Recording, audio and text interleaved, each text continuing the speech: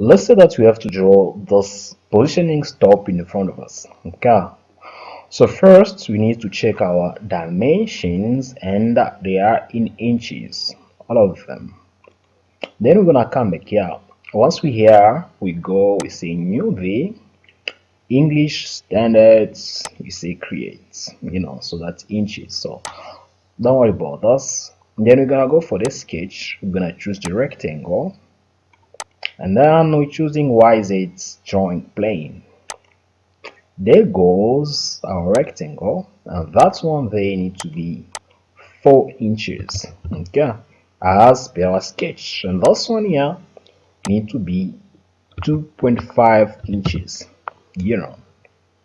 So once we have that in place, you're gonna go for the circles. So we need 3 circles. So that is my second, and this is my third. All right, and I need to make sure that from here up to there, that one need to be 0.75, and from there up to there, that one need to be 0.75 as well. So the same is applied this side. Okay, 0.75 there, so 75. So from there up to there, so 0.75. Great. And then we're going to draw this. Okay, there we go. All right, and then I need to make sure this one here is 1.25, as per our sketch, and from there up to here, that's one need to be 2. It is 2. Okay, and from there up to there, that's one need to be 1.25, and from there up to there, that's one need to be 1.25. Okay, so then I need to make sure that from there up to there, that need to be 175, and the same apply here, 1.75.